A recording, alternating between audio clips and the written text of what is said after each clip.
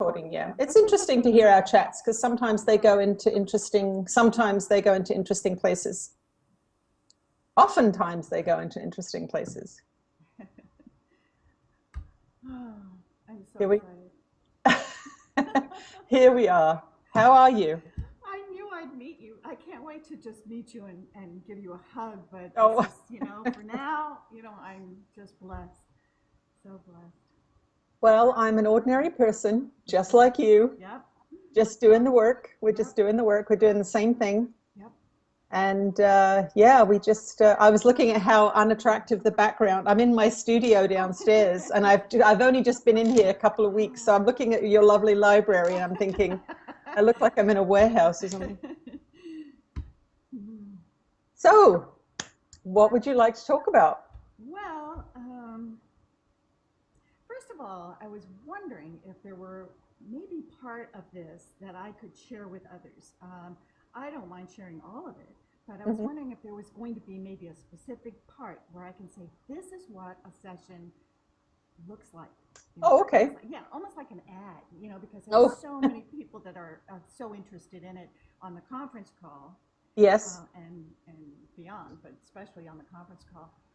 We had 18 people on the call this morning, so they all know that I'm having a session today, and they're all excited, and so.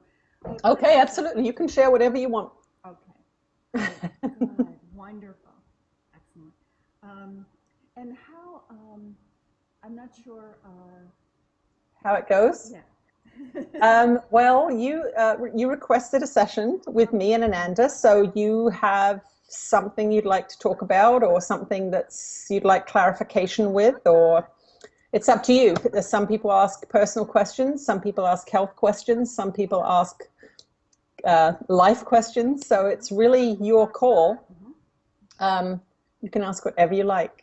Okay.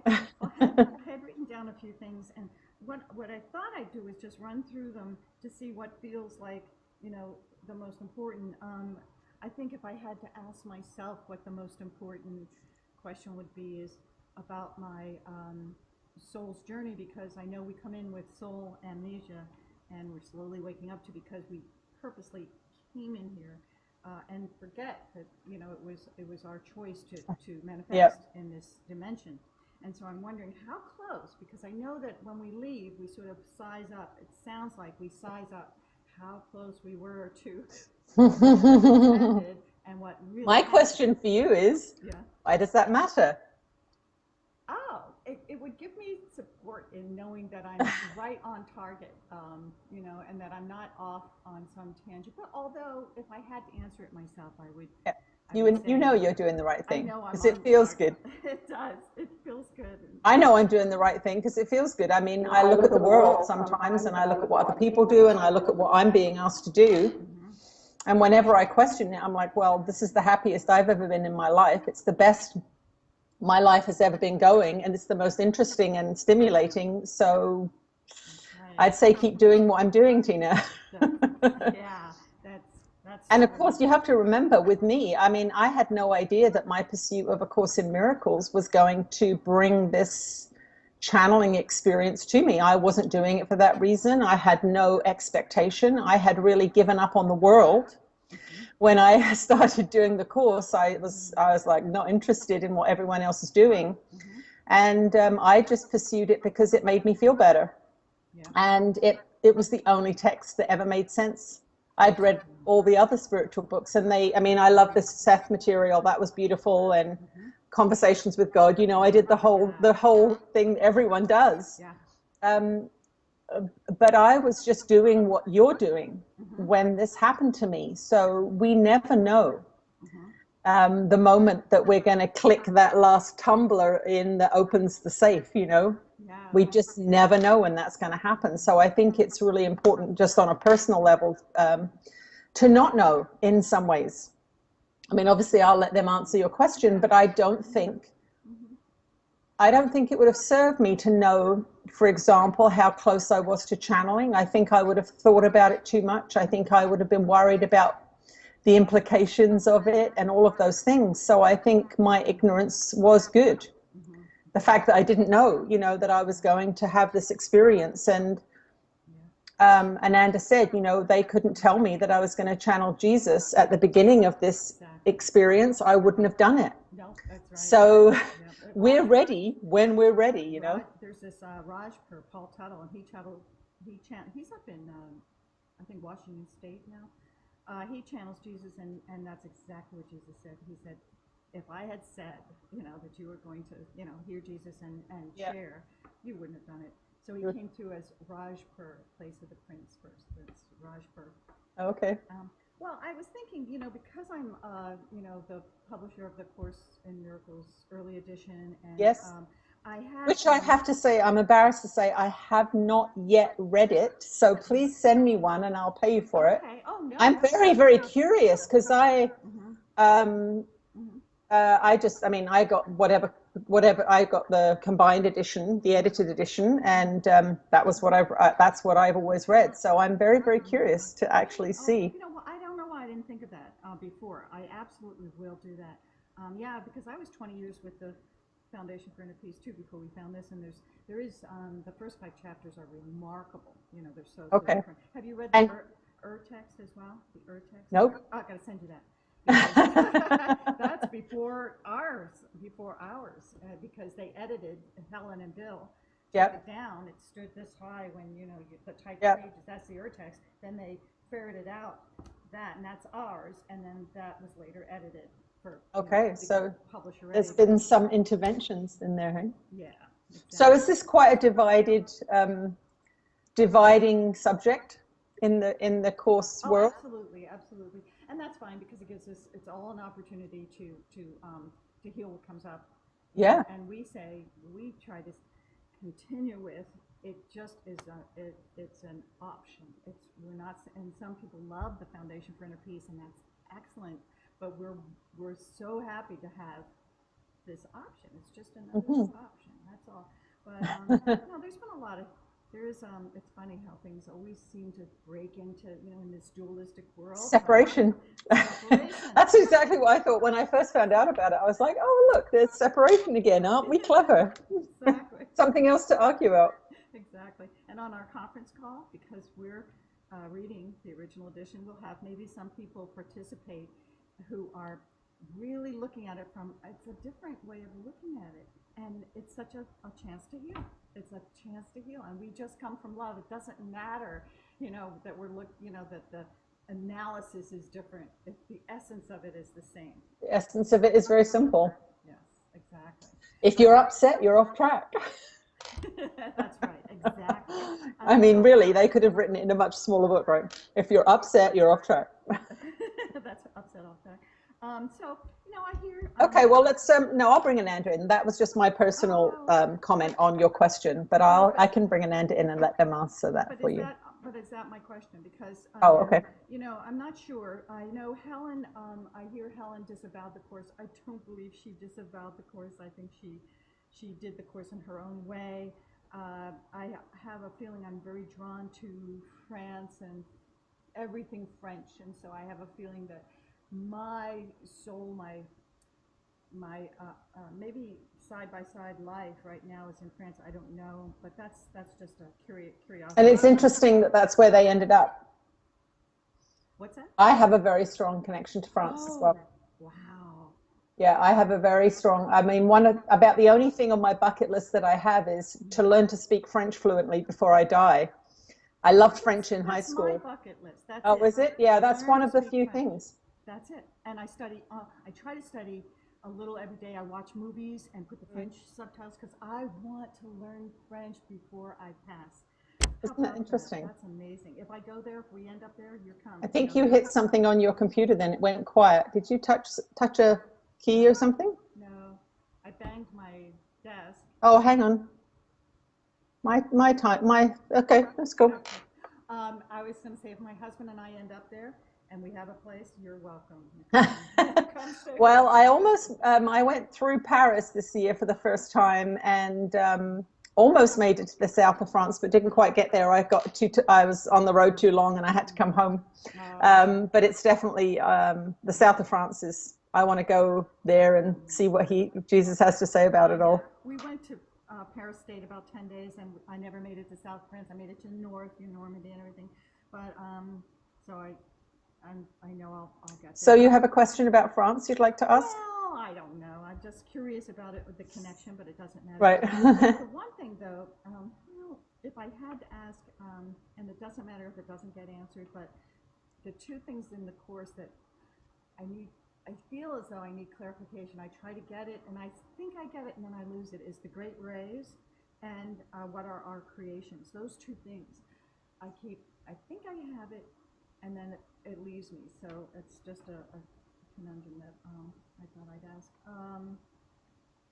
I don't know. Someone told me, well, Rajpur said that I was a manservant at the Last Supper. So I was just wondering if that was so. Because I was a waitress most of my life, bringing my son up. I had 3 jobs, and I love serving. I love serving people. But if that was so, that's fine. It doesn't. Well, I was a goat herder, so we were very obviously That's right. That's right. not high up on the social status ladder there. And the other thing is my son lives with me. He's 36, and he's an entrepreneur. He was an acupuncturist, and he let that go because that's not him. Like you said, we live lives that aren't really us. And I'm reading the book, the new book. I don't even have my copy yet. The publisher's sending it. I'm not. Yeah, she sent it to Amazon before she sent it to me. Well, it's great, and he doesn't fit in any category that you can think of in the world. So I'm here. I have an extra room. We have rather large house. I am just unconditionally loving him and supporting him. But there's a part of me when I'm worried, a bit worried, because when someone doesn't fit in, I guess I project myself, into this situation. I don't know how that's going to work out, but I guess I know. I mean, is he happy? Yes.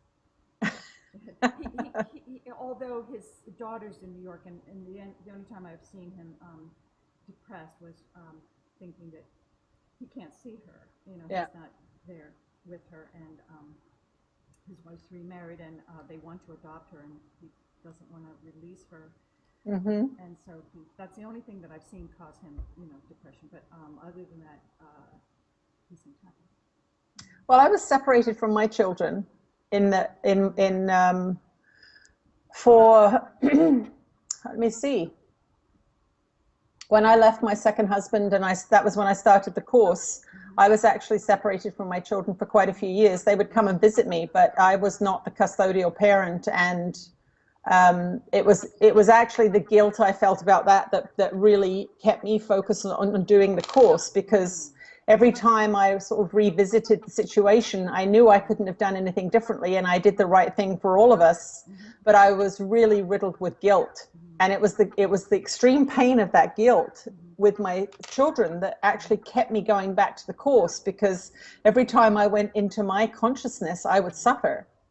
And every time I was in the course, I wouldn't suffer. And I would come to understand what was going on. But then when I'd start thinking again in my own distorted way, I'd suffer again. I'd be, go back to the course. And so it was actually the separation from my children that was the suffering that pushed me to study. So it can, often it's the suffering that gets us on track, because we see what we're doing with our own mind, Anyway, obviously he's got a great teacher. And I mean, social conditioning, wow, that's the thing that's coming up in the new book. I've actually got another one that's just about to come out. Wow. They want us to know how much social conditioning we have. I mean, the way we dress, the way we live, the foods we eat, the conversations we have, the politeness we engage in are all artificial. And we don't believe that. We think that if someone doesn't fit into society, that there's something wrong, even if we love them. But the truth is, this society is wrong. This society is wrong. And if you don't fit in, there's absolutely nothing wrong with you. There's something right with you. Exactly. So, I mean, it really does require that flip, because I certainly didn't fit into society, and I still don't fit into society. I fit into a very small niche of people that are on the same path as me, but I certainly don't fit into society. So, don't hold that against him. Yeah, work on, I mean, that really is your part, right? Your part is to work on your judgment of what is it you fear for his future somehow, and nothing bad is happening, or unless if anything happens to us, like that's my thought was, well, he can go wherever I am, in whatever situation I am, you know, he's going, you know, I can give what I can. Yep. And I don't think anything's going to happen with my situation. I mean, eventually it will, but yeah, I'm happy that I have this to offer him. To offer him, yeah. He'll find his way. Anyway, okay, so what's the question you'd like to, let's narrow it down to a specific query. Although often Ananda will just go on, you know, they'll answer all your questions. I think I would like a little more help in reaching my guides, because I have a feeling that that's my next step, is opening up to my guides so that I can be of better service here. Right. Okay. Okay, let's see what they have to say. Okay.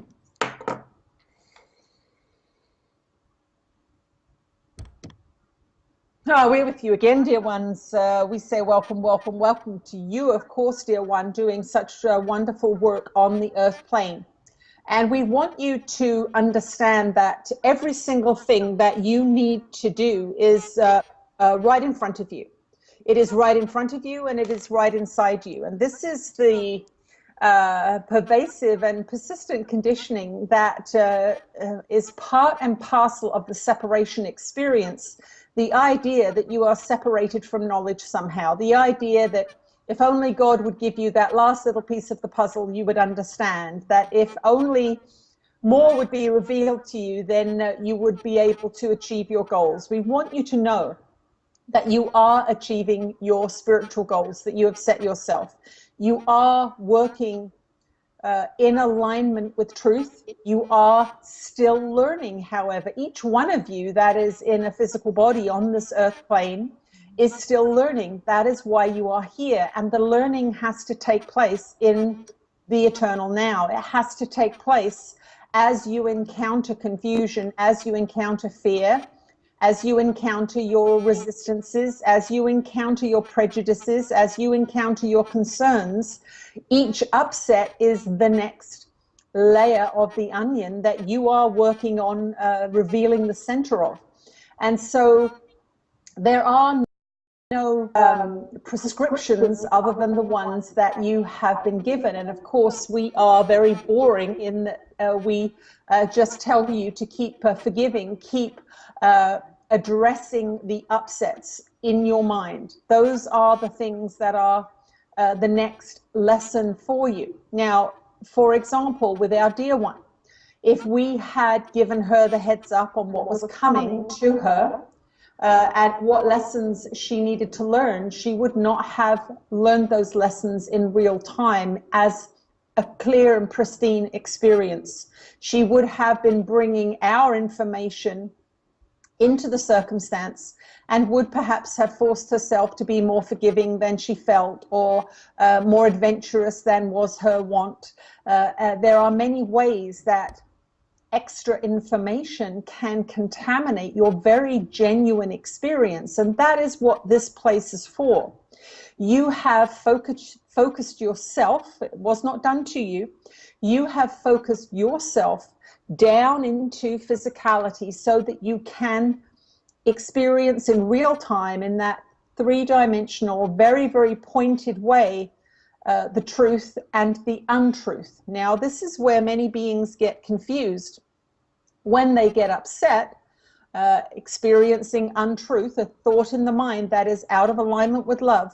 They think or feel that they are doing something wrong, and of course they are not. That is why you are here. You are here to feel those disconnections from love and to clear those disconnections from love. So when you are seeking a connection that you don't have, you are thinking that there is something missing from your life. And that will, in fact, disconnect you from your guides. That feeling that something's wrong, that feeling that there should be more, that feeling that you aren't quite doing enough is enough to disconnect you from very, very clear guidance. So your task as a student and teacher of A Course in Miracles is to maintain your peace to the best of your ability. And when you become upset, for example, when you have concerns about your child, this is when you have your work to do. This is when you see that you have left the present moment, that you have gone into perhaps imagining what other people are feeling about you.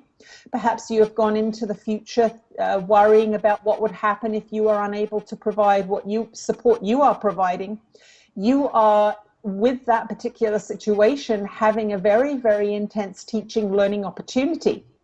When you are trained in this Western world, you have many, many conditioned ideas and beliefs that you truly, truly believe in, that you truly, truly align with, and motherhood is one of them. Motherhood, the rules and regulations of motherhood are a great burden on many, many people. So we want you to know that as long as you feel good about what you're doing, you are doing the right thing. The problem for you will arise when you become tired of doing what you are doing, and you have to say, well, that's been fun, but I'd actually like to do something else now. And that will come up in your relationship with your child. And what we want you to know is that each of these problems, and we put those in inverted commas for you, each of these problems are the assignments that you have given yourself in this lifetime. That is what you do before you come here. As you know from reading our books, you decide, I'm going to work on this, I'm going to work on that. I didn't do very well in the other incarnation that is dealing with that issue.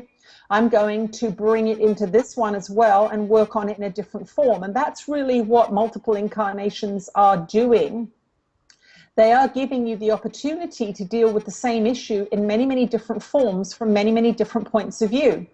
And in your Western world, you tend to think of other incarnations as causing something in this lifetime, and that is not really how it works.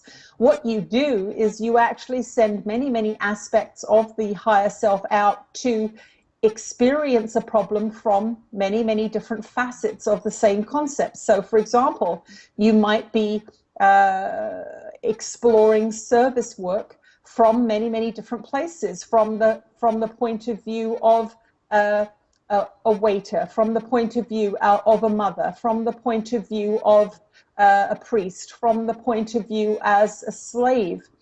These may be many, many different aspects of that idea of service work that your oversoul is working on at one time. And it does not mean that if you are having difficulty understanding or mastering a particular subject, that you are wrong. The assignment that you give yourself is to experience it from every different corner and facet and point of view that you can. And so this is where many of you fall down in your interpretation of your lifetime. You feel as if you are meant to achieve perfection. Well, you are meant to deal with whatever upset comes up in the moment that it comes up, understanding that that dip in frequency, that upset that you have is the next delicious point of growth and expansion that your consciousness is excited to have the opportunity to play with. So we want you to go, we want you to step back from these any judgments that it should look different than it is. We want you to know that your guides and teachers, your assigned angels and observers, there are many different jobs that beings have on the non-physical side that assist you.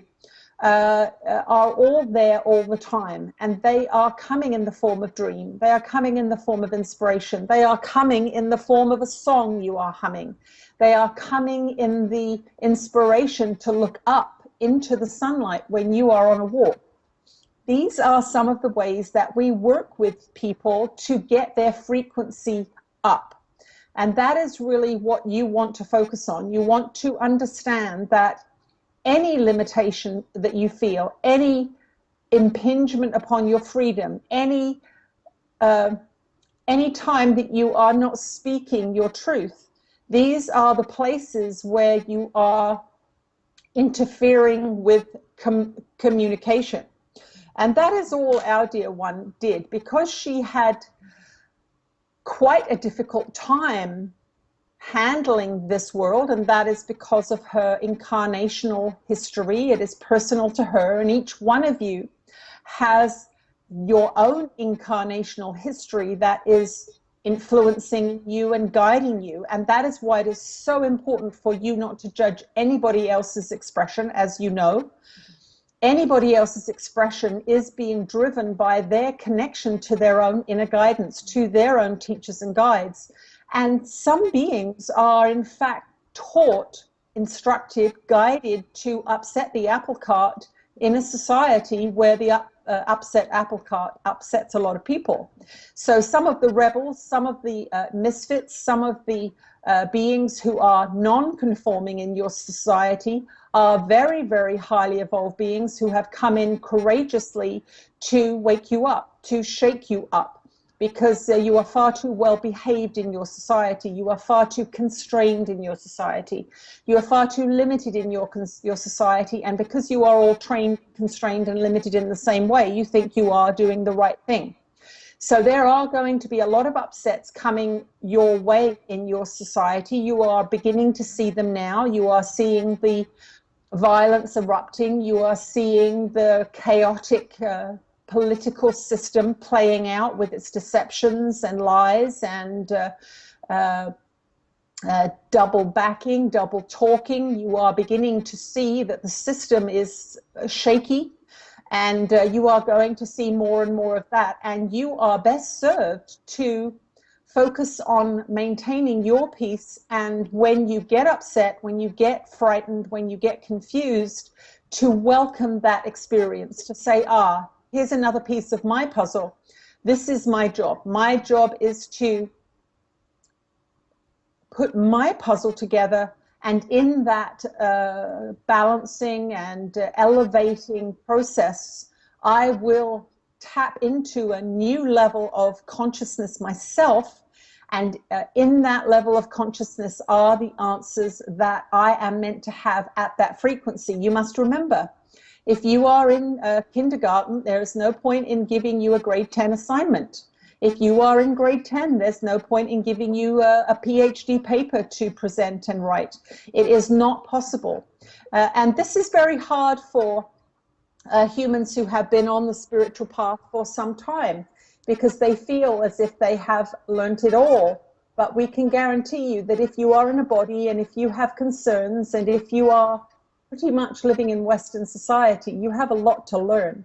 So we want you to know that you are being guided all the time. You are not, many of the ideas you have, many of the inspirations you have, much of the focus that you have is assistance from Spirit, helping you stay on the path that you have chosen. We assist you all the time in directing people to you, in inspiring you to make phone calls, inspiring you to write, inspiring you to say words when you are in a conversation. So do not think that you are separated. It is only because in your society you have been trained that it should look a certain way. That is why dreams are denigrated in your society. That is why many, many aspects of conscious contact with Spirit are narrowed down and limited, because if you believe it has to look a certain way, then you will ignore all the other ways. And this is difficult for you to understand as a being that is raised in the society that you are raised in, but there are deeply entrenched patterns of control and deception and manipulation that have gone on, and you are all victim of those things. Of course, they are a reflection of your own confusion, and so we don't attack these systems. We get you to look upon them, see them for the truth of their nature, and then return your own mind back to focusing on truth. Because if you're looking at a deceptive or manipulative or confused system, which is what you are living in, then you have created it all yourselves. So you must look and say, then we are confused, we are manipulative, and we are doing the best we can. But clearly this world is not going very well at this time, and we must assess that situation. But you are in a place of teaching, you are in a place of learning, you are in a place of disseminating the most powerful information that you can give the world. So do not underestimate what you are doing, dear one. Do not underestimate the value of your work. One mind changed is a miracle. One mind changed is a transformed world. This being that you are speaking to now, this channeler, was transformed by that book, and now thousands upon thousands upon thousands of beings are being influenced by the material that is coming through her, and that is what you are doing. You are facilitating the transformation of many minds, and there is no greater job to do at this time. This is what your planet is depending on. The more minds that become miraculously focused, the better off your future is going to be. So don't judge yourself for not doing enough. Know that you are exactly where you are supposed to be. You have a strong connection with Jesus. Yes, you have played chess with him a few times, and we mean that literally. You used to play chess with him. He was a game player. It was not the chess that you know in this time and place, but an old-fashioned version of it, a board game. And you used to play that game with him. So you are known to him, you are guided by him, and you are doing very, very well. So we want you to relax. This is the most precious gift that you can give yourself, is to know that you are exactly where you're meant to be, doing exactly what you are supposed to do. And there is no failure, of course. Your accomplishments, are you doing the right thing for the life that you chose? The answer is, if you are happy, enthusiastic, inspired, glad to get up each morning, and happily tired at the end of each day, then you are living a life that is valuable, that is worthy, and that will bring you into alignment at the appropriate time with every single experience you need to have. But it is in the relaxation and acceptance of this moment, knowing that exactly what you're inspired to do, exactly the next logical step, is perfect. And this is where many, many humans fall down. They are constantly thinking, if only I was this, if only I was there, if only I had that, if only I had done this decision, if only, if only, if only. And they are ignoring the only place that they can do anything, which is the eternal now. It is only in this moment that you can choose love. It is only in this moment that you can appreciate. It is only in this moment that you can be that which you have chosen to be. You chose your body, you chose your confirmation in all ways, your intelligence, your interests, all of these things that are you are deserving of your love and appreciation. And that is such a transformative place for each of you to be. Every single time there's a judgment, a small judgment about your looks or your body, or how the aging process is going, or how much you ate, or what that person is doing, every single one of those little judgments is a little restriction, a little constraint, a little barrier to love. And that is really the message that we want to get out to as many people as possible, that just really, really look for every single juicy ounce of appreciation that you can find in your life. There are many, many parents, for example, whose children don't talk to them, who don't have a relationship with their children. So fully appreciate your son, knowing that it will change. And we do want to say that not fitting into this society is going to be of great benefit to him. As this society morphs and changes over the next few years, he will find his place. He will find exactly what he is meant to do. And it is not normal. It is not conforming in that sense. So just relax and enjoy his company and know that more shall be revealed as it relates to that subject. Now, our dear one will be doing work in France at some point. That is one of her points of interest, and it comes through her in that passion that you have for the language, for the place. And so know that this is how you are informed of future events. There is a curiosity, there is a fascination, there is a constant interest, regardless of where you are, what you are doing, that thing is always there. And know that even if that is coming from another incarnation, it can and sometimes does manifest in multiple lives. So just pay attention to how you feel, pay attention to what excites you, pay attention to what inspires you. And when you catch those thoughts going through your mind that are less than inspirational, less than loving, stop, put your pen down, put the computer lid down and ask yourself, what did I just do? What did I just think of there? Oh, I worried. I concerned myself that I wasn't doing enough or that they weren't doing enough. Relax, it's okay. In the end, it won't matter. In the end, you will be returned home to complete and absolute unification with love. But enjoy this journey. Use it for what it is designed to do. And that is for you to come to truly understand profoundly your own consciousness, what you do, what you choose not to do, and the play of those two contrasts. That is what this incarnation is for.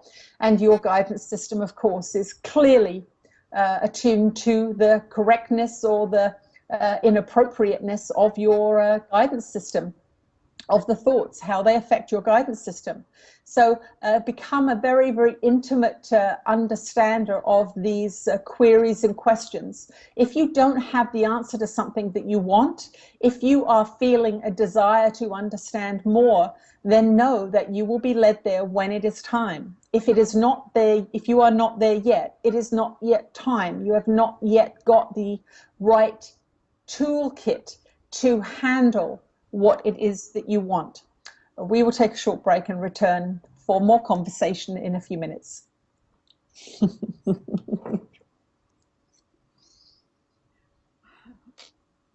Wow. That's nice. Oh, thank you, Tina. I'm just so much love just poured from me to you. Just to honor your path, and I honor mine that brought us together, that crossed paths, and there's no I mean, it's just this Yeah. one, this one. This one, yeah. Oh, it's wonderful, wonderful. Affirmation, such an affirmation of what I feel inside. Total affirmation of relaxing and accepting and being grateful for the challenges and knowing and being aware and awake when when I'm moving away from truth and love and moving into judgment and whatever takes me off that path. Just awareness, just gratitude. So just total gratitude at this moment. My heart is so open. Thank you so much. Oh, that's lovely. I mean, when I first started channeling, I didn't realize it, but I called it a low-grade infection, where I had sort of 20%, I don't know what percentage was, 15% of my mind was still always judging and regretting and wishing. And when I started to channel Ananda, I was a couple of months into the process, and they had sort of resolved a lot of the past queries and upsets that I'd had. And then they said, you're not allowed to plan. We're taking care of the future, so don't plan. And I was like, all right. And this was very early on in the process. And one night I was laying in the bathtub, and there was nothing in my mind at all. They'd sort of dealt with all my past stuff. And then I wasn't allowed to plan anything, and I was laying there and I thought, wow, this is really interesting. There was absolutely no emotion. There was just me there doing not thinking. And I asked them, I said, oh, it feels like Tina's gone. And they said, no, that is you. That quiet presence is you. Everything else isn't you. The concerns about the future, the worries about the past, the shouldas, all that. And I didn't realize how much of my, even after doing the course for 14 years or whatever it was, 12 years, I still had that little bit of me constantly nagging. It was like a little, and that was when I really began to be able to profoundly relax into the present moment, was when, when I really got, oh, that any chatter in my mind is not me. Any chatter in my mind isn't me. Wow. And there are times, I'll have a very, very quiet and uneventful life the way I'm living. And occasionally that thought will go through, I should be doing more. I'm not doing enough. And then they're like, it's actually okay. There's a lot of change happening because of what you've done. Just relax. It's okay. Just relax. And they're always telling me, just relax. I think we're so much more productive. I've been so much more productive since I've been relaxed. Since I've not been beating myself up and judging myself, I have accomplished so much more. And it really goes against what, our most profound conditioning, which is you got to work hard. I know my mother was a factory worker, and she worked as hard as she could in Trenton, New Jersey, at a factory, and it was a sweatshop, and she just packed these light switches as fast as she could.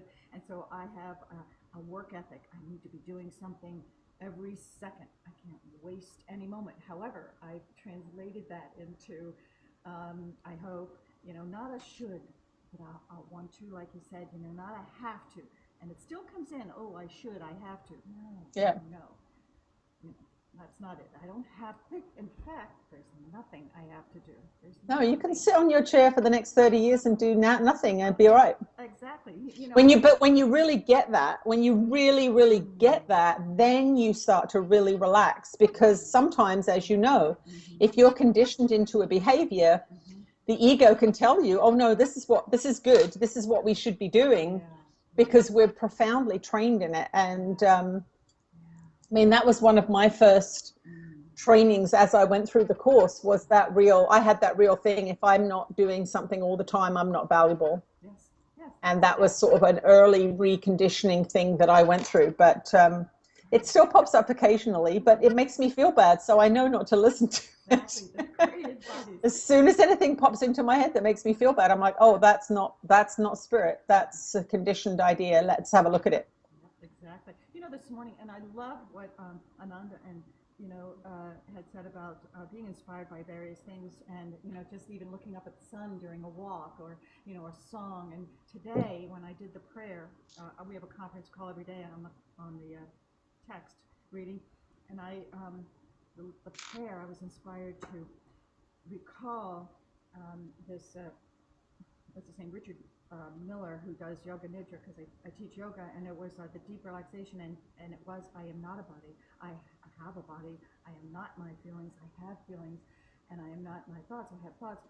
The thing is, I am the pure conscious awareness in which all of these, and so I got a sense of that when you were talking just now, that pure conscious awareness in which all of the rest happens. And nothing bad is happening. We're just being shown what we need to see. And I think it's so important, as these violent eruptions are happening, and as, as they mentioned, the craziness of the election, is to really flip that switch and go, okay, this is not bad. We need to see this insanity. This is what we are. This is what we're creating. Let's not judge it, because then we can't change the projector. And I think, for many years, I really was not involved in the world's information systems at all. I had no TV. I lived in a remote place. It was before I even had a laptop. So I was really off the grid in that sense. But now, I'm being brought back into the world as I'm doing these teachings, and as people ask me questions about politics and violence and all that sort of stuff. So I'm sort of gradually coming back in. but it's, oh my God, I'm so happy. I'm so happy that I have the course as my guide to go, you know what, just don't listen to it. I mean, my heart breaks for everybody who's believing it Yes. and listening to it and being traumatized by it. And I think, you know, we just have the most amazing jobs in sharing this information. I mean, as they said, you can't have a more important job than getting this information to people. And that's how I look at my job. You know, I have the best job in the world as far as I'm concerned. I'm sure you have the best job in the Oh, I world know, as far as you're concerned. absolutely. Yep, You know, absolutely. and boy, everything we do is important. So I think it's okay to relax, you know. You know, today on the conference call, a woman shared that she had been abused for many years by her husband, and she was able to um, come to a place of forgiveness. And I know the abuse has stopped, and she was able, through the Course in Miracles, to transform that relationship, and that brought tears to my eyes. I mean, it's so amazing. And also, what brought tears was last night's convention, because they sang "What the World Needs Now is Love, Sweet Love," and it just opened my heart to love. I'm not afraid to say the name Jesus, and I'm not anymore, and I'm not afraid to say love. You know, that love is the answer, no Mm-hmm. matter what the question. And he said it doesn't conquer all things, but it sets all things right. And it's my guiding star. Is that love that we are. So I am blessed. And then I keep thinking, oh, my life's over. I'm 67. I didn't. What did I accomplish in the world? You know, Yeah. that thought comes up, and I think, oh my God, are you kidding me? In the world, I mean, if you want to look at it that way, not all that much, but in the real world. In the real world, yeah, yeah. I mean, but those are the thoughts, right? You're like, wow, there's a thought that just popped up that about the what haven't I accomplished, and you're like, oh shit, you know. Right. Um, Darn. but believe, I mean, I used to have those thoughts, and obviously, and now that these books are being written, and that isn't, you know, that's an approved thing in the world. So I sort of, you know, it's playing Oh both yeah. sides of the coin there. But in my ordinary day, I do exactly the same as you do. I get inspired to do certain things. I need exercise. I have to decide what I'm going to have for breakfast. I mean, nothing is any different than anyone else at all. They don't micromanage me. You know, I mean, they try actually sometimes to get me to do things which I'm resistant to. Right. I'm actually getting a personal trainer on Sunday, which is Oh wow. about a couple of months ago, Jesus told me to buy a juicer and get a personal trainer. Wow. So I did the Wow. juicer part. I've been juicing, but Yeah. yeah, I'm getting a personal trainer on Sunday. So, How about yoga? I'm going to do oh a yeah, yoga video, and I will do that with you in mind, oh and all of us in mind. But and I'm going to have it in different segments. You know, like the deep relaxation segment. So if that's just what or the balance segment, or there's a dance segment. You know, all right, yeah. I'll have it broken up into segments. Oh, And nice. I'll be curious to see it. For me right now, I think it's just I'm working through the conditionings of my family and my belief system, and you know, the body food issue has been always a big issue for me. Thank God for the course because it's healed so much of it, but there are still dregs of things that I'm working through. And I'm only mentioning this just because I think it's really important when we're teachers and, you know, that we share our own human story with everyone. Because I know there are people who think that, you know, because of the experience I'm having, that everything's hunky dory. Well, you know, I have issues. I still have issues. But what I know is they're a lot better than they used to be, and they're a lot fewer, and the gaps are bigger, and you know, they shift much more quickly. But I think, as you know, obviously you're teaching and communicating these things, it's so important for people to understand that they're not off track really when they get a problem. That's why we're here to get rid of this stuff that's not true. And that way I find I'm just a lot less hard on myself. When I get an issue, a problem, I'm like, oh, here we go. The next thing that's going to raise my frequency is going to be removed now. And it just makes life so much less stressful, I find, anyway. And it helps all of us, I think. And I was bulimic. I mean, years ago. Me too. And I thought I was too. I didn't know it was a thing. I was in California, and I think it was in California. Anyway, I read the newspaper and it said there was an article on bulimia, and I said, "What? It has a name?" This was back in the 70s, But I said, "It has a name?" And I was miffed, because I didn't want to be like anyone else. I thought I was special. My ego said, I don't want to be bulimic. Yeah, bulimia makes you really special. If other people are bulimic, I don't want to be bulimic. So once I realized it had a name, somehow it changed a lot of things for me. Isn't it funny how the ego can make you a star in anything, can't it? Yeah, exactly. Yeah.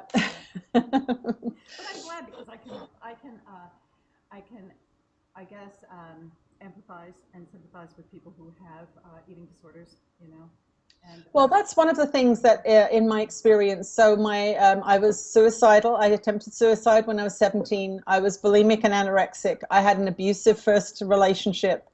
I had financial problems my whole life. I've been married twice and divorced twice. And when I look back on all of the experiences I've had, I don't think I meet anyone that I haven't had that experience.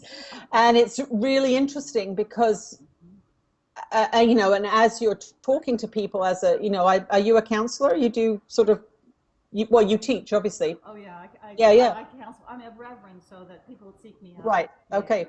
So, I mean, when Ananda started to channel and they started to refer to all of these bad problems I'd had, they see them as, jewels that get you mine. And now as a teacher and doing counseling with people, I meet people who are suicidal and I can relate to them. I meet people who have terrible body issues with their food and body, and I can relate to them. And I'm like, wow, this is amazing. All of the things that I thought made my life shit are actually what is making my life useful. And I think if, we can really turn that around, not only with ourselves, but with the people that we're teaching, that your life's problems are I know it's such a cliche, but it's so true. They are why you're incarnated. They're not the thing that's the problem. That's why you're here. You're here to figure out why you hate your mother. You're here to figure out why you're obsessed with food. You're here to figure out why you have financial fear. That's the assignment you've given yourself, and dive into it with these teachings as your guide, and they'll disappear. Do you, this is a personal question, but do you see, I have a feeling that someone will be coming into your life, as a partner. Okay. I just have that, and of course your financial situation, is just gonna just open up. Totally, you'll never have that. Well, to be perfectly honest, I'm just happy I'm able to pay my rent and put gas in my car and buy organic food now. That to me, yes. I had so many years of difficulty, financial difficulty, and have, it's changed because of these teachings. And I actually, Ken is here right now filming a documentary. And it's so much fun. He's interviewing my sons, and I've told him my life story, and he's going into all of my journey through this experience, because I think everyone needs to know that it can really look like a shit show, quite honestly, and it means you're doing good work. And as for the relationship thing, it's very interesting because I've been single for a long time. But what I know is that I obviously haven't been alone. And I know that to do the books with the speed that I've done them, I had to dedicate. That was my love, that was my relationship. And also learning to trust this process, learning to trust these teachers and guides. And it seems weird. Oh, you channel Jesus and you don't trust him. Well, you have to I have to learn to go to him, to ask those questions, and to do as I'm told. This is probably my most, you know, I'm a bit, and I think just going back to that comment you made about Helen, to me, her relationship and her almost refusal to do the course in the conventional way, to me is just a testament of the strength of the ego. Like if you can spend so many years bringing that material through, and you can still say, nope, not interested. I'm like, wow. To me, that just shows the power of the egoic consciousness, and how dedicated we need to be to keep raising our frequency, to keep opening our hearts, and to keep, and you know, like this love book, I'm doing the audio for it right now. Wonderful. So I'm really going into it, like, because I channel it and then I transcribe it and then I edit it and then I send it away. It's not, I don't really necessarily take it in the same way that someone does who's reading it in bed. And then I sort of have to take a break from them because I can't see them clearly after a while because I've been so involved in the production. So as I'm doing the audio, I mean, I'm going sentence by sentence and, you know, learning what love is, that to appreciate this moment is love. You know, we don't look at it that way. We think, you know, we keep looking for it out there. And again, another cliche, but, you know, I can sit in my side yard and love I've got some prayer flags up there that are just beautiful colors. And now when after doing that book, if I'm sitting there looking at the flowers and the prayer flags, I'm like, I'm in love. And but I'm actually telling me that story in my mind, instead of saying, oh, I'm sitting here by myself or whatever, you know, how the mind can do it. And I'm like, wow, there's love everywhere, you know. A goat ate my garden a few days ago. That was a practice. Boy, oh boy, I've nurtured this garden for 2 months. Oh, no. All my kale was beautiful. I was picking all my leaves and juicing, all my vegetables decimated, all my flowers gone, and the goat standing there. And I'm like, shit. How amazing is that? And then I started to go, okay, the goat was hungry. Who am I to say that his appetite is less valuable than my appetite? And I had to forgive the goat for destroying my garden. It was, you know, I mean, funny things, but that's love comes in so many different forms, you know. That's excellent. Okay, let's get to Ananda in again. What would you like to ask them? Oh, okay. I know it's hard sometimes because I know you've listened to them a lot. You know a lot.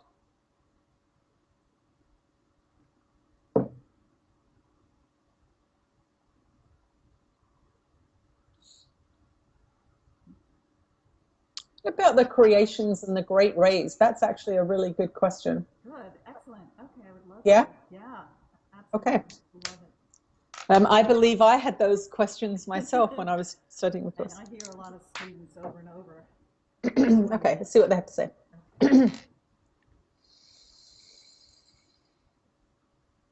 We're with you again, dear ones. These references are very, very important. Your creations are every single thing that you see. Your creations are the world. So your limited way of looking at things is very, very inhibiting in not only your ability to change things, but in your ability to appreciate things. Your creations are the cells in your body. Your creations are the car accident you just had. Your creations are everything. And you only see a few of them. There are creations that are not yet attainable by you because you have not yet tapped into the frequency in which they exist. And this is the reference to the storehouse in heaven of all of the things that are awaiting you. in the traditional Christian definition of that concept, there is this idea that you have to die to get them. That is not so. You have to get your frequency up to where they are. So if you have a passion and a love for something and you desire it and you want to experience it, but other aspects of your mind are holding too low a frequency for you to get to that frequency, it will seem as if there is something keeping you away from them. But it is you that's keeping you away from them. So there are many ideas, thoughts, passions, desires that are waiting for you to, we will say, a pre-manifestation state, but you are not yet at the frequency to receive them. And this is where many beings have become lost in the Christian teaching, this idea that life has to be suffering, that you are going to be stuck here until you die and then you get your rewards in heaven. And it is not the way that it has to be. You are able to receive many of your creations within this time-space reality. So there are creations that you see, there are creations that you don't see. Your connection to the divine is through light, through a frequency. And these great rays that are referred to in the Course in Miracles refer to the energetic connection that you have with the higher realms. They are visible when you hold a certain frequency. Once again, in accord with love, you get to see many, many things that in this lower frequency you don't get to see. And this is what we are, of course, attempting to convey with the books. We are using ordinary language and ordinary examples to show you as a collective where you are holding these dense frequencies, where fear and hatred and judgment, entertainment with violence, contaminated foods, these kinds of things keep you away from these potentialities. And they are potentialities in everyone. So as you live in fear and watch violence and judge people, you are unable to resonate at the frequencies of these higher forms of physical expression. These are physical expressions that are taking place within your three-dimensional world. But because of your long and profound indoctrination into fear, on top of your already separated consciousness, you must remember you come in with a separated consciousness, which means you appear to be an individual, but it doesn't have to be a hellish experience. If you are trained in love and appreciation and taught the laws of creation, you can actually have a very, very beautiful separation experience. It is not the ultimate experience by any stretch of the imagination. There are many, many, many, many, many levels of consciousness above this world. And of course, that is why it is difficult to comprehend higher consciousness descriptions and experiences, revelatory experiences that the lower frequency human experience precludes you from having. It is like, once again, trying to explain higher education, university to a 4-year-old. They aren't going to not only understand it, they're not going to care because they cannot relate to it in any way, shape, or form. So keep working at the moment by moment elevation of your frequency. And that means, as we say ad nauseum, we know, paying attention to how you feel. If you are feeling stressed at work, turn your computer off for a minute and ask yourself, why am I feeling stressed here? What's going on in my mind? Oh, I'm thinking about a timeline.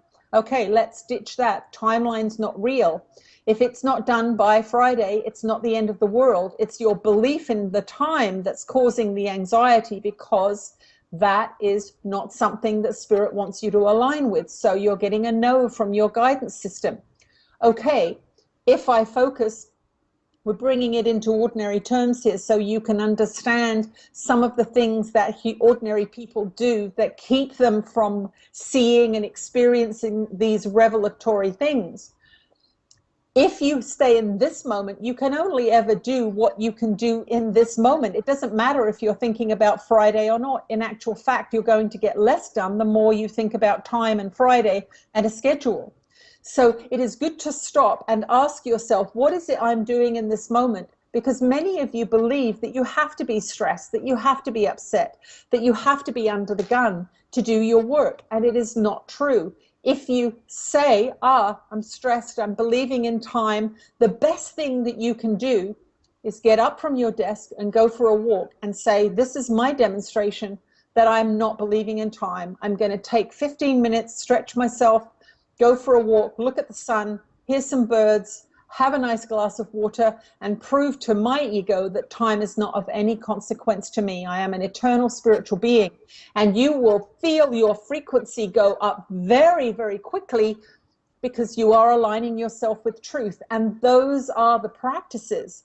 Those minute day-by-day practices are the practices that are going to take you to the place where those creations and visions come to you, because they are high up above the human experience.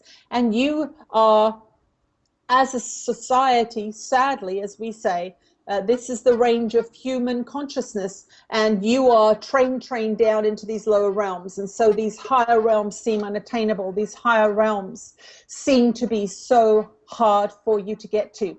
But it is in these incremental practices, stopping when you are feeling upset, asking yourself, what did I just say to myself? These are the moment by moment practices of the enlightening being. Now we say enlightening, that means you are becoming enlightened.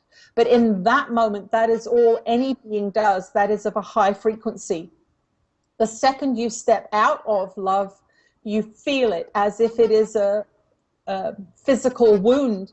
The better you get at it, the more attention you pay to it, the easier and easier and easier your life gets.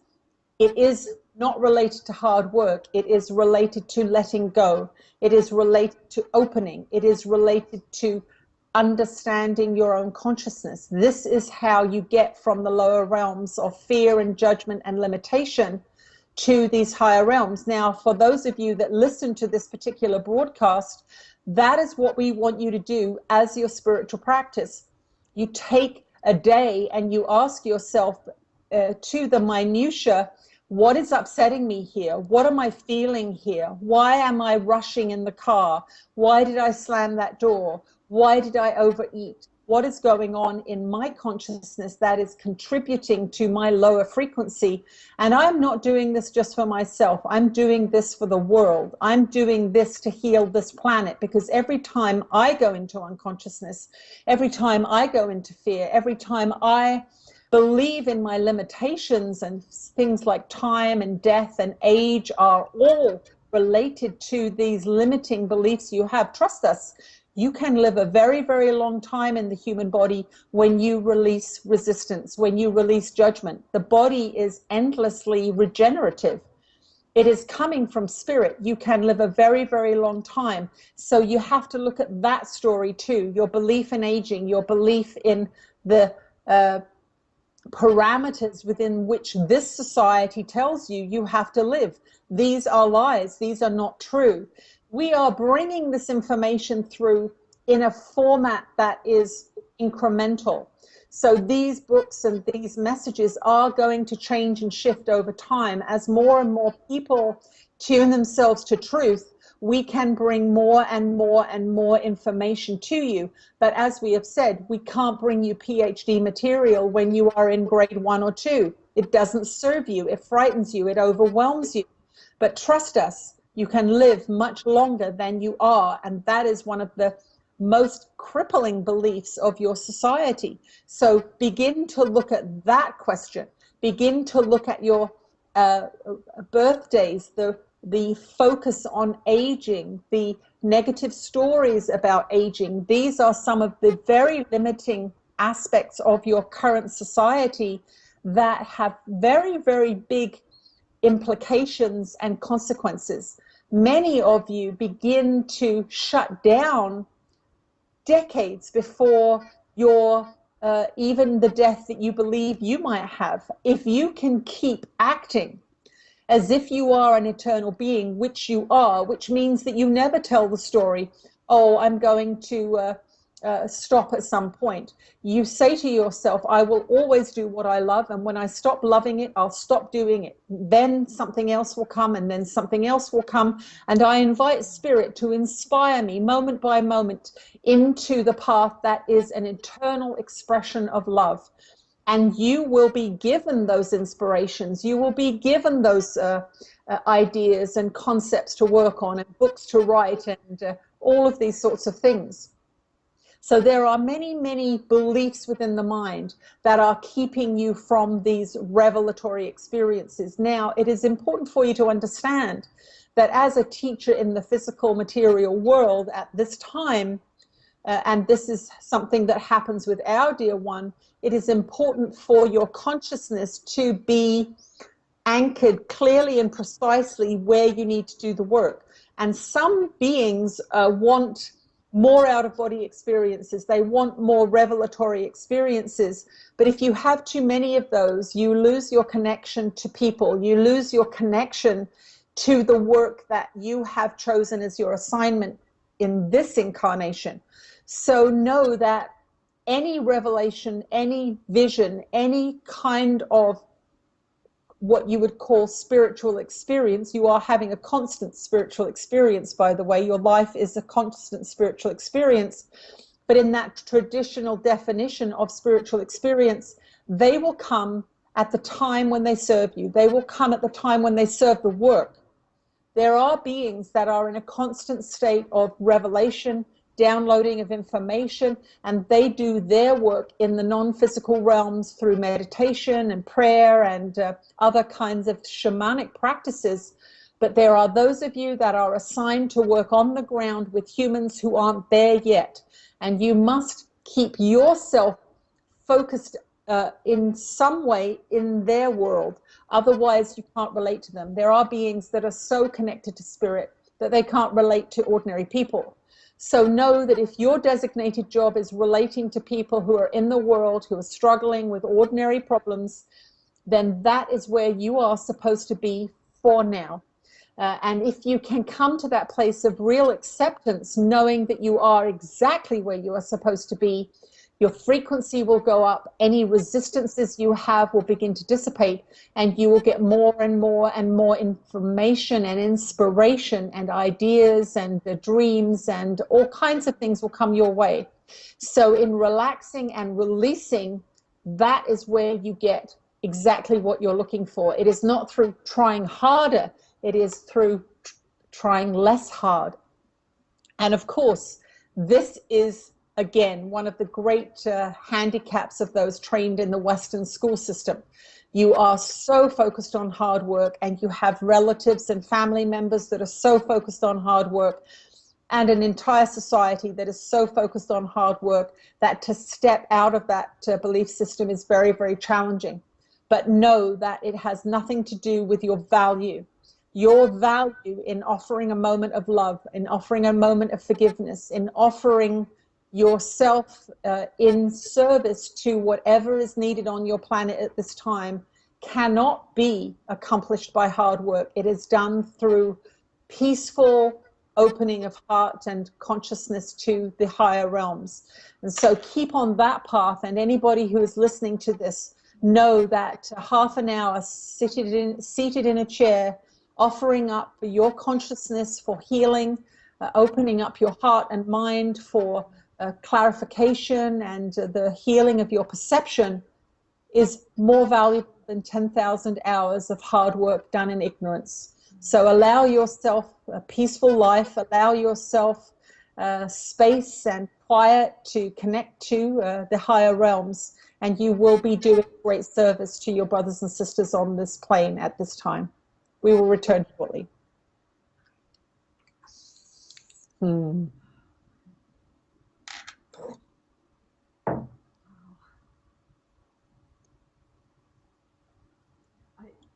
This is a communion that I feel, and that's the word that comes to me when I was on a phone conversation with Rajpur, in Washington who was channeling Jesus, and he seconded that. He might have even said it first, but he was echoing my feelings that it was a communion, and so that's how I feel. And when I'm in communion, there's just such a feeling of completeness, wholeness.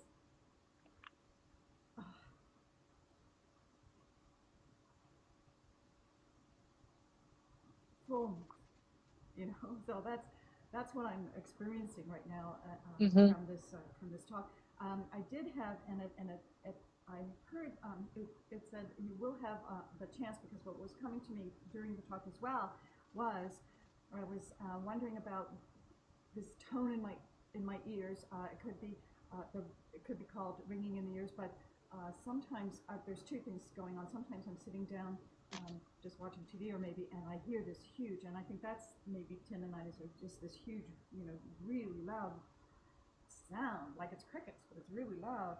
And then there's also a tone that comes when I'm about to leave my body. Actually, I had an out-of-the-body experience once, and it was prefaced by this audible tone that was really loud, and I think I remember reading about it in Robert Monroe's book.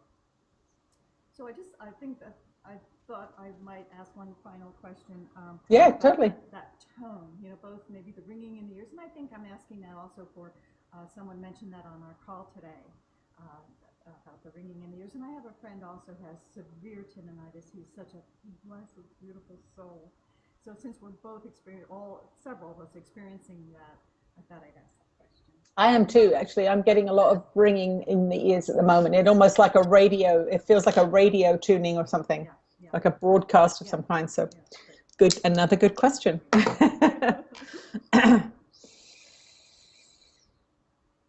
Oh, we're with you again, dear ones. Now, once again, we remind you of your very limited state energetically. Many of you are functioning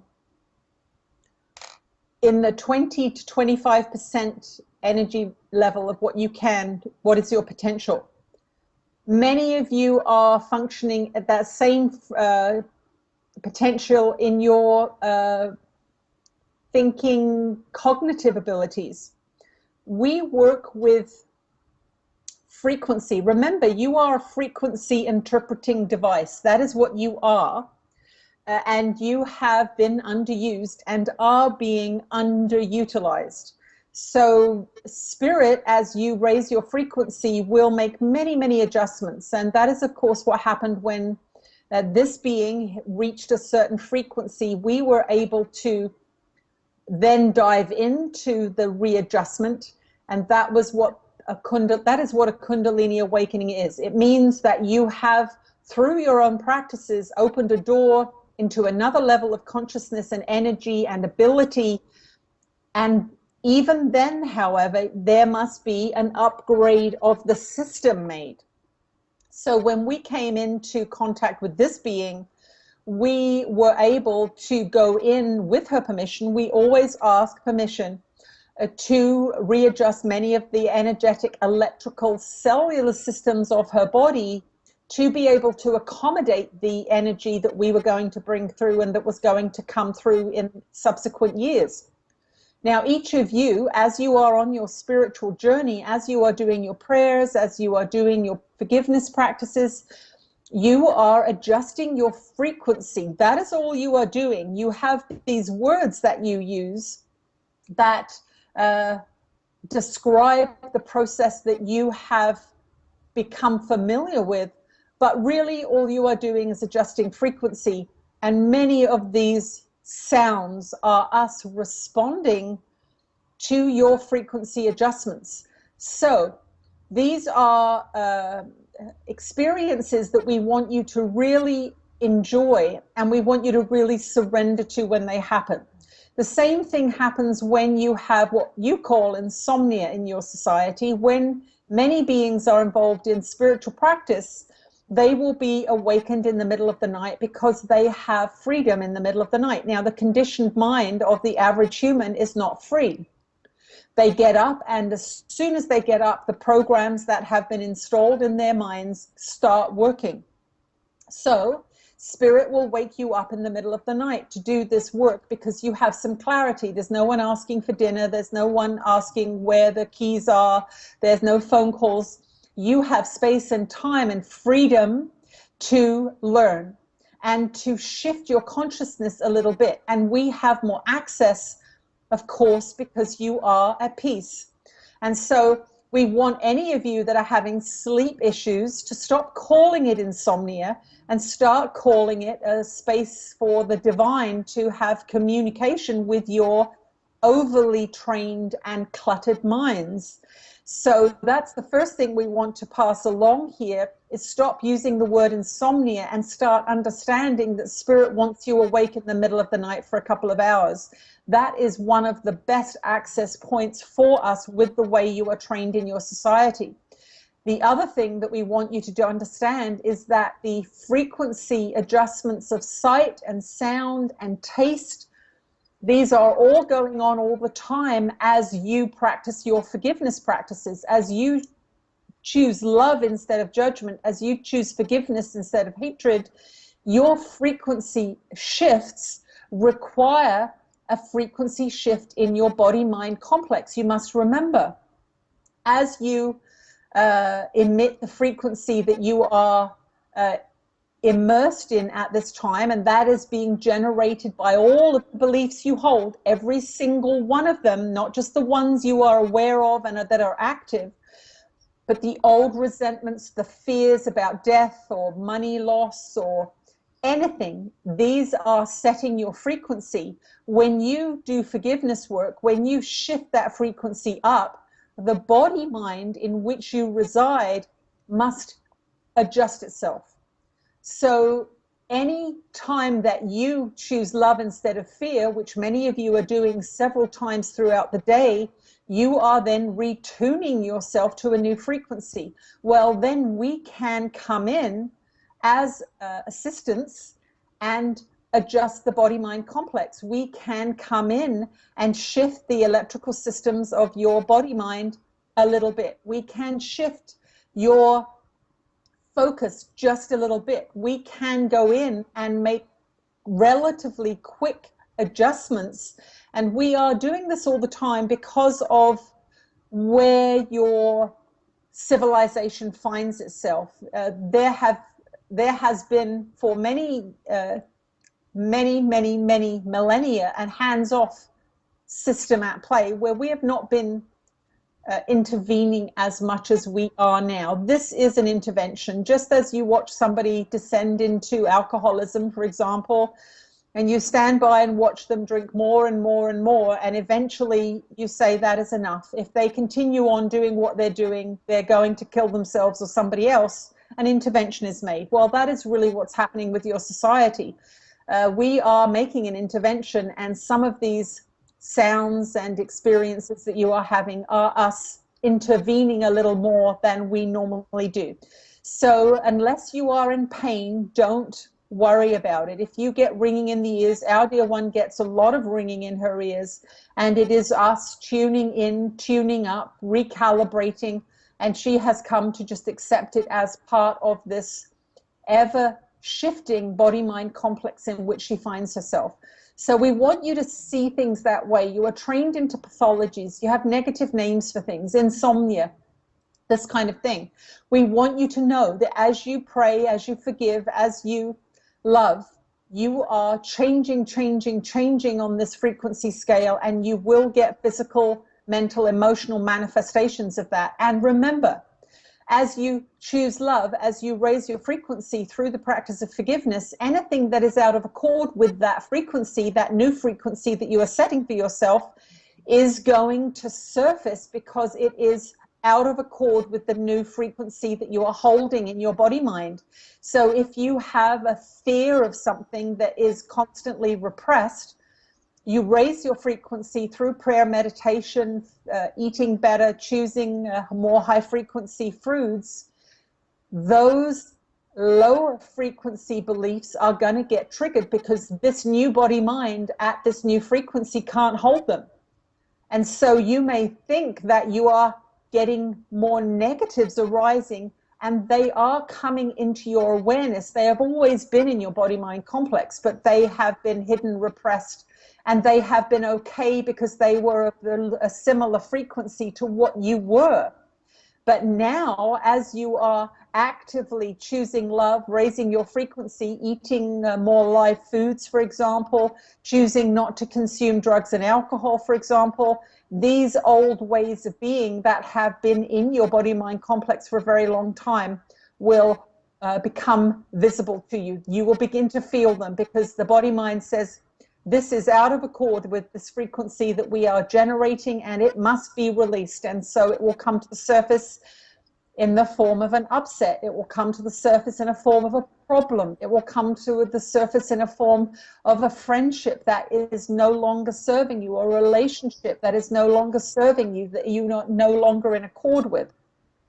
So we want you to become really forgiving of what you perceive to be negative events in your life and these physical, we will say difficulties in inverted commas, because they are not really difficulties. They are the body-mind complex readjusting to this ever-increasing frequency. Remember, the planet on which you find yourselves, the part of the galaxy in which you find yourselves, the bodies in which you find yourselves are all going up in frequency, whether or not you understand it, whether or not you like it, whether or not you want it. So you must keep up, otherwise it will become problematic. And so we want you to know that some of these violent outbursts that you are seeing on your plane at this time are exactly this. They are hateful ideas that have been implanted in these people's minds, surfacing because the frequency of this environment is changing and they can no longer be repressed and contained. So for goodness sake, when you see someone acting out negatively in your world, love them, send them a prayer, know that they are merely doing what the programs of violence and hatred of this society have taught them. And they require love. That is what they want. That is what they need, and that is what they deserve, because many beings are just being victimized and manipulated by this very ego-driven and violent society in which you live. So we hope that this conversation has helped you to relax into the now.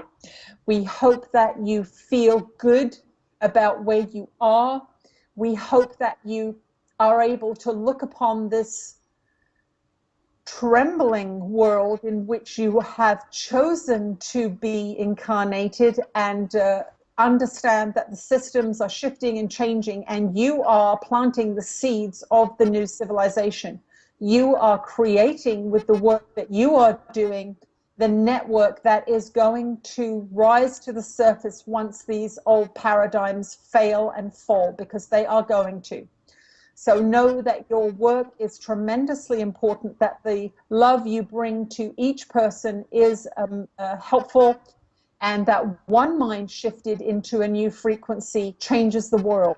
It is not what you have been taught. It is not apparent to you at times, but we want you to know that every being that is disseminating A Course in Miracles, that is promoting this loving paradigm, is doing the most powerful transformative work that this world so badly needs right now.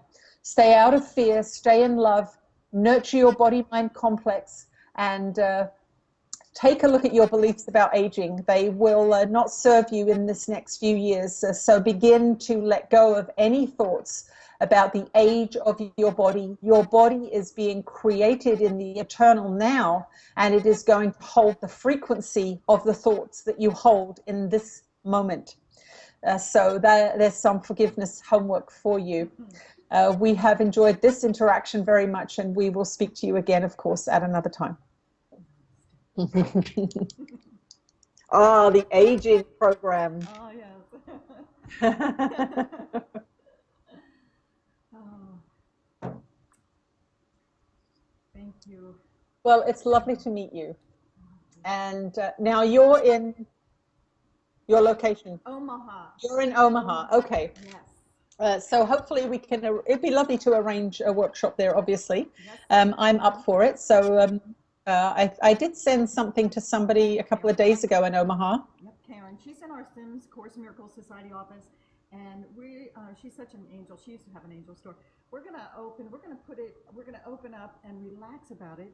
Yeah. When we open up, everything will open up. The place will come, the equipment we need, the people Yep. will come.